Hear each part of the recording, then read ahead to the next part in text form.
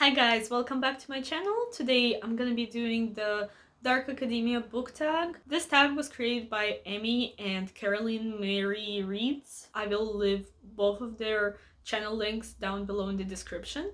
But basically this is a book tag surrounding the whole Dark Academia aesthetic. I'm sure you know what it is. If you don't know, I'll insert a couple of pictures, maybe here. Exemplary books are Ninth House or Villainous. So there are quite a few questions in this, so I'm gonna try to go through them very fast. Also, the lighting from outside is kind of inconsistent, so I hope it doesn't get too crazy throughout the video. But that's fall in Canada for you. I'm surprised it's sunny at all, but I can't complain. So the first question is, what is your dark or academia favorite book or movie? So the book I chose is Truly Devious by Maureen Johnson, which is the first book in a trilogy, and it's all about the specialized school for kids with very specialized interests. There is murder, there is mysteries.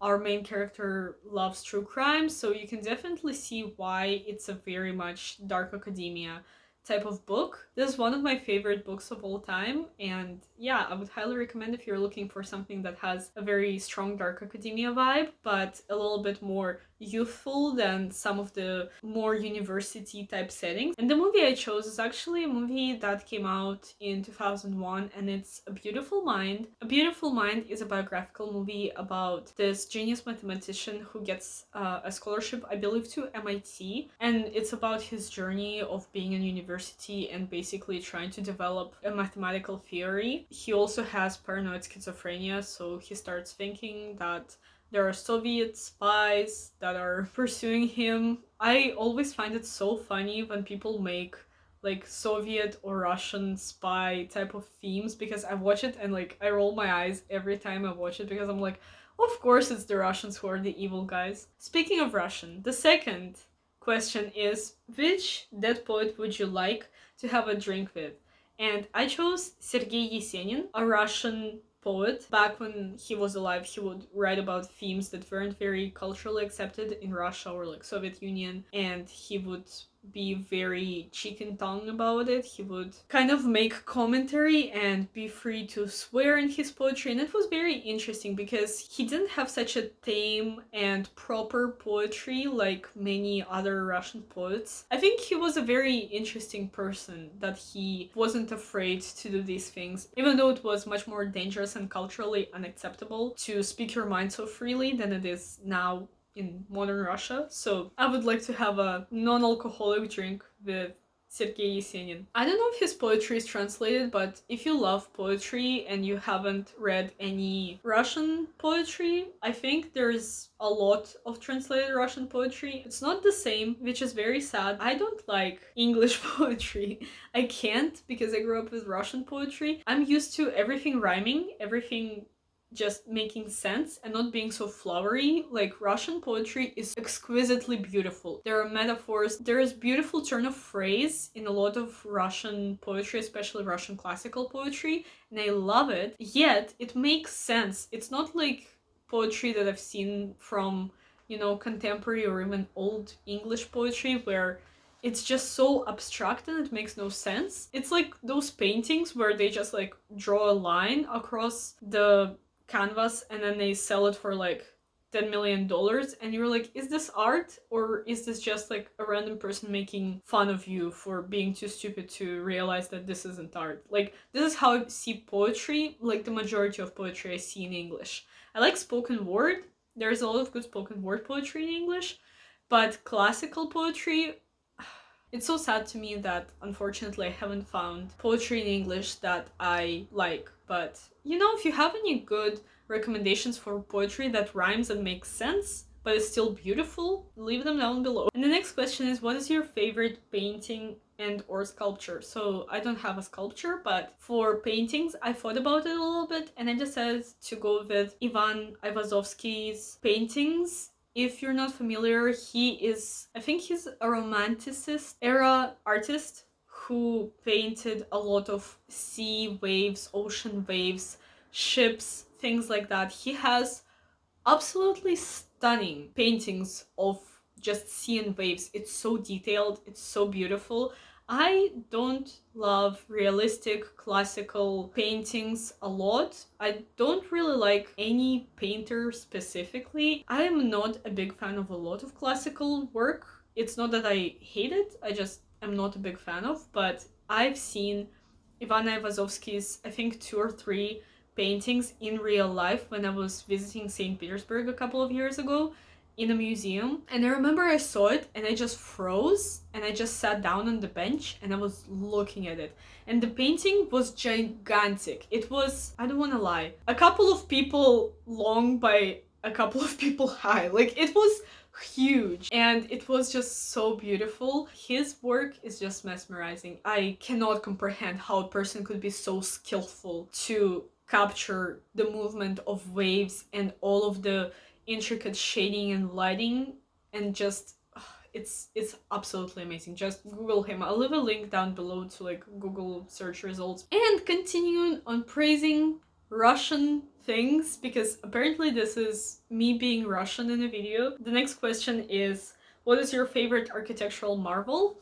And I thought about this for a while. I didn't want to say something very basic just because I think it's very obvious if I said something like, you know, the Eiffel Tower, Taj Mahal, things like that. Obviously very beautiful, very architecturally complex masterpieces. But I decided to go with a place that I actually have physically visited, and it's St. Isaac's Cathedral in St. Petersburg. The thing about cathedrals in Russia in general is that they're absolutely stunning. When you go into them, it's just covered in marble, in beautiful frescoes, gold elements. Like, you go in, your brain cannot comprehend every single detail that's there. It's so detailed, it's so beautiful. You walk in, the ceilings are super tall and painted, and all of the walls are painted and decorated. I will insert a picture I took when I was inside of like the dome from the inside. It does not do justice at all. It's like a tiny little piece of what is there. I might insert another image from Google just to show you. Russian cathedrals, they're mesmerizing. You can go into any one, even the most humble ones are still so beautiful and so intricate. I never see anything like that in Canada because I think just historically a very different, a much younger country, so we don't have that many architectural marvels like that here, unfortunately. But yeah, whenever I go to Russia, like, I can always just immerse myself in culture and just go to the cathedrals, go to plays, go to museums, things like that. It's not like I don't think other countries don't have amazing things, but I just grew up and was exposed to a lot of Russian culture specifically, so that's why. So the next question is, what Shakespeare play would you want to be a lead in? And unlike pretty much everyone, I don't like Shakespeare's work. I've read 3 of his plays. I've read Romeo and Juliet like 15 million times. I remember studying Romeo and Juliet like 3 or 4 years in a row. I remember clearly watching movie. I'm not sure if we read it in grade 8, but we definitely watched the movie and studied that. In grade 9, I was still doing English as a second language because I just moved to Canada. I also did grade 9 English in the second term, but I did take the English as a second language. And in that class, we also studied Romeo and Juliet. We also watched the movie. And then the next year, I think when they were officially teaching Romeo and Juliet in classes, it was grade 10 English, a regular English class, and we studied the full play, like we read the full play and everything. And I was just so done. I didn't like it from the very beginning because I always thought that Romeo and Juliet were just very dumb because they basically killed themselves because of a person they just met. And I always thought it was dumb. Even as a teenager, I thought it was dumb. So I'm sorry, but I think it's dumb. But then I also read I also read A Midsummer's Night's Dream. Oh my god. I also read A Midsummer Night's Dream by Shakespeare in grade 9 English, I think. And that one was just random and a bunch of stuff was happening and I was like, what's the point of this? I didn't like it because it was convoluted and pointless, as all of Shakespeare that I've read so far. And then in grade 12, I think, we read Macbeth by Shakespeare, obviously. Macbeth was bearable. I still thought it was convoluted and not that interesting, but I could bear it. So my answer, which play I would want to be a lead in, is Macbeth. I would want to be Lady Macbeth just because I think it would be such a nice, like, femme fatale kind of role where she just goes and murders people, and basically there's some stuff that goes down that has to do with Lady Macbeth, and I would be down to just play that. Like, I think that would be fun. I would have fun just like wreaking havoc all around. Anyways, that's my very long rant about Shakespeare. How many languages do you speak, and what language would you most like to learn? So I fluently speak two, Russian and English, and I also speak on like A1 level German and Spanish. I took 4 years of Spanish in high school and I was like very good. I honestly actually really liked it and really wanted to learn a language. I have a few Spanish books on my bookshelf, and I also have a few German books on my bookshelf. So I definitely want to learn these languages first. I want to get to the level where I can at least comprehend it well enough to read it. There is so much great poetry and prose in Spanish and in German, so I would love to be able to read some of the classical works in the original languages at some point. I don't think that's happening anytime soon, but I think I could read kids' books and be okay reading those. So the next question is, what's your favorite quote? I don't generally collect quotes. I'm starting to tab my books and try to look up and collect quotes. One good book for quotes is actually Anxious People by Frederick Backman that I recently read. That book is highly quotable, but I'm gonna take a quote that has consistently impressed me throughout the years. And of course it comes from none other than Fangirl by Rainbow Rowell. I'm gonna paraphrase, I don't wanna look it up even though I think it's one of those tabs here, but basically the quote goes something like this. There was a beauty in stacking up words. They got cheaper the more of them you had. I just really like that because it talks about words and the value of words and how the more of them you have, basically, the less impressive each one becomes, which is very true. Kind of less is more, but not as basic. So I really like that quote. So the next question is, which fictional character's death is your preferred way to go? I just want to die from old age in my sleep. There's a character in Anxious People by Frederick Backman who is an old lady who eventually dies in her sleep. It's not like a sad plot point or anything. It's not really a spoiler. It's just a thing that happens. I would not want to die like most characters that I read about because I mostly read fantasy where things are just bad. So the next question is, what university or college would you most like to attend? And I personally don't really attach myself to any particular college or university. I'm content with my university right now. It's not, you know, crazy amazing, but I don't have any qualms about going to this university, and for privacy reasons, I'm not gonna say which one it is. I'm happy with my university, and honestly, I probably wouldn't go to a different one. Even if I got a guaranteed place in like Harvard or Yale, like, no.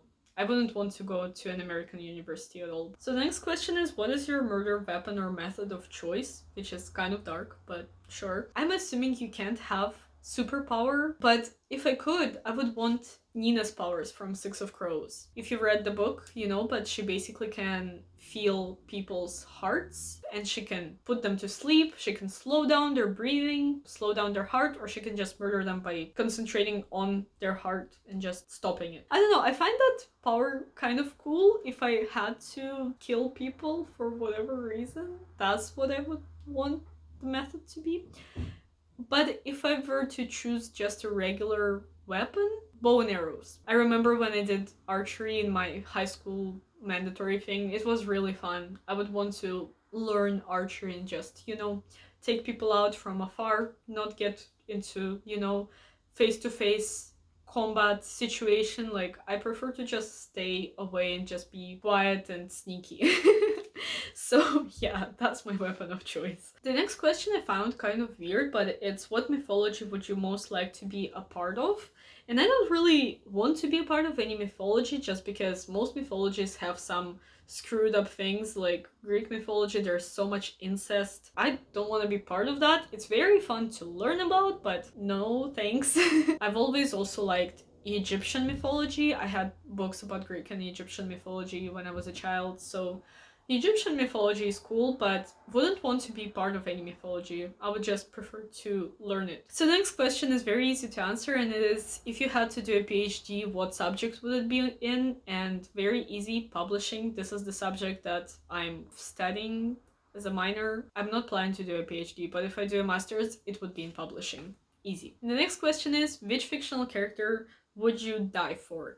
And I thought about this one, and I decided that the most wholesome person that could do something very good for the world and deserves to live, and I would sacrifice my life for, is Todd from A Knife of Never Letting Go, or the Chaos Walking trilogy. He is a wholesome little bean. Not only is he young and has potential, but he's very smart, and he's making the right choices and making the world, at least the world that he lives in, better, so he can have my life just so he can go ahead and, you know, do the great things that he's doing. So Todd. Okay, now there is just a quick rapid fire round of which one would you choose. So the first one is leather-bound or cloth-bound books. Cloth-bound books, leather-bound books are creepy. I don't like animal hides on anything. That's creepy and wasteful and unethical. I'm not vegan or even vegetarian, but that's just excessive and unnecessary, so cloth bound. Dog earring pages or highlighting pages? Dog earring, just because I'm still trying to make peace with highlighting pages. I wouldn't mind highlighting a book that's kind of like a how-to, like a non-fiction self-help type of book. Like that one I could, and I have highlighted before. But highlighting a general regular book, especially if that's the only copy I have, I still have some qualms about. I don't mind other people doing whatever the heck they want with their books, as long as they're not burning them or breaking them apart. But I personally just don't really highlight in fiction books. Sculptures or paintings? Paintings, I don't have any attachment to sculptures. Piano or violin? Piano, I like the sound better, and I would have loved to play piano too, so maybe someday. Films or theater? If I had the opportunity to go to good theater plays a lot, like if I lived in Russia, again, there's just so many theater plays and they're amazing. So definitely, absolutely appreciate theater plays, and I also was a theater person. I didn't go to like a regular high school theater. I had like theater outside of school for a couple of years. So I do have a soft spot for them, but considering my location and just lack of access to good theater plays in general for me. Movies. I love movies. I love going to movies, so movies. Poetry or prose? I told you what I think about poetry, so prose. Unless Russian poetry is amazing, but still prose. Museums or bookshops? As much as I appreciate museums and like visiting them, bookshops. Obviously, based on the content that I post on this channel, I love books and I love everything to do with books, so bookstores are my heaven. Smell of books or smell of coffee or tea? I hate coffee, so coffee is definitely out, but I would say tea. I don't like open books and just sniff the amazing book smell sometimes, but not necessarily. It's not a ritual. I do drink a lot of tea and I love smelling a good cup of tea, so tea. Fountain pen or typewriter? Typewriter, because fountain pens are messy and I'm messy, so that's just too much messiness in one situation. New or used books? I am all for people buying used books and donating books. I do that myself, but I personally really love the feeling of this new book that nobody has had a chance to interact with. I like tabbing my books. I like getting like personal copies that I know are getting my full love and attention and haven't been in anybody else's hands. I'm not against used books. I think they're amazing, but for me personally, new books. Okay, and that was the Dark Academia book tag. I'm sorry I went on a bunch of tangents. Hopefully I cut most of them out. in the editing process. The editing me probably hates the current me. I hope you guys enjoyed this video. Please let me know down below some of your favorite Dark Academia books and movies. I hope you liked this video. Please stay safe, and I will see you in the next one. Bye!